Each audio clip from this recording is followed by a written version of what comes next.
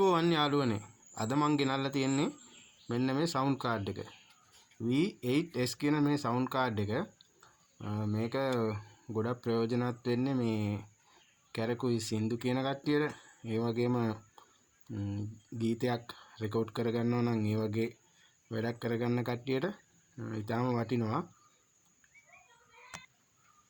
ඉතින් අපි ගෙවල් වල තියෙනවා පාටි බොක්ස් කියලා. කියන්නේ පාටි බොක්ස් විවිධ වර්ග ඒවා තියෙනවා. නමුත් ඒ වගේ කටහඬ මයික් එකක් සම්බන්ධ කරාට පස්සේ ගොඩක් පැහැදිලිව කටහඬ අපිට පාලනය කිරීමේ හැකියාවක් නැහැ. මෙන්න මේ වගේ සවුන්ඩ් කාඩ් එකක් පාවිච්චි කරොත් අපිට මෙන්න මේකෙන් පුළුවන් මේ වොලියුම් කන්ට්‍රෝල් එකෙන් පුළුවන් මයික් එකේ හඬ පාලනය කරගන්න. ඒ වගේම මේ ඉකෝ එකෙන් පුළුවන් මයික් එකේ තියෙන ඉකෝ ඒක ඒ ශබ්ද පරාසය හදාගන්න. එතකොට මේක මයික් සවුන්ඩ් එකේ බේස් මේ ට්‍රිබල්. එතකොට මේකෙන් පුළුවන් අපි මේ සවුන්ඩ් කාඩ් එකට ලබා දෙන මියුසික් එක පාලනය කරගන්න.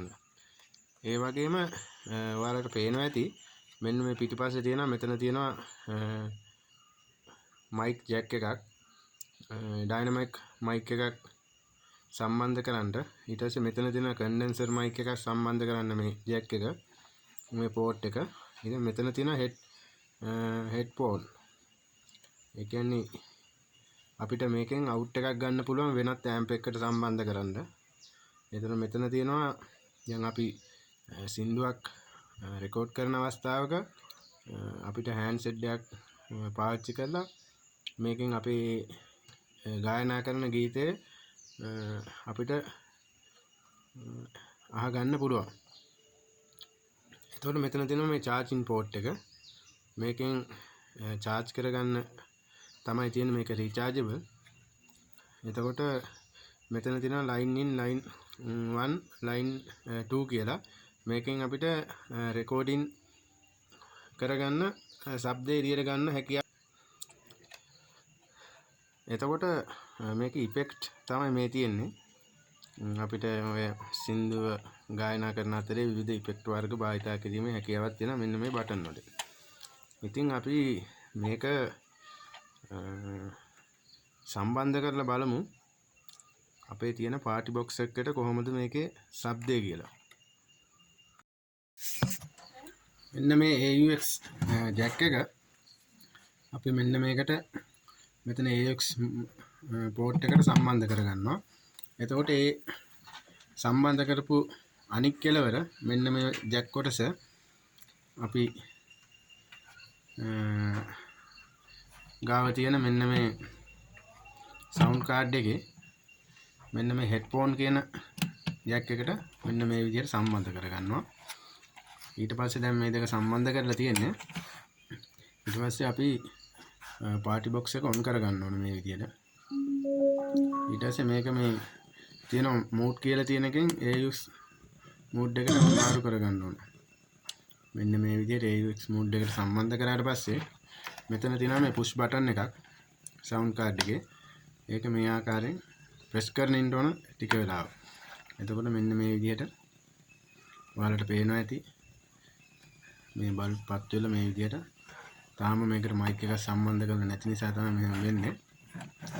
හොඳයි එහෙනම් අපි මේකට මයික් එකක් සම්බන්ධ කරගෙන බලමු කොහොමද මේකේ සවුන්ඩ් හදන්න පුළුවන් කියලා. යාළුවනේ මෙතන ඉඩ පොඩ්ඩක් මදි හින්දා මම මේ පාටි බොක්ස් එක පොඩ්ඩක් පැත්තකින් තියනවා.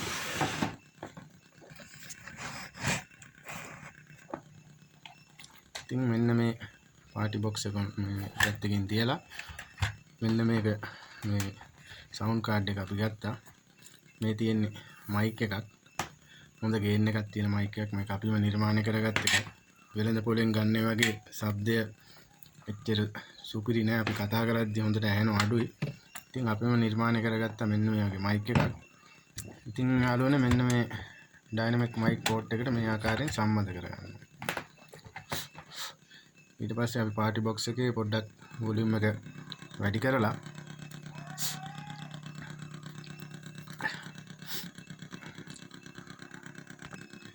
යාළුවනේ දැන් ඔයාලට ඇහෙනවා ඇති මම මේ සම්බන්ධ කරගත්ත මයික් එකෙන් තමයි කතා කරන්නේ.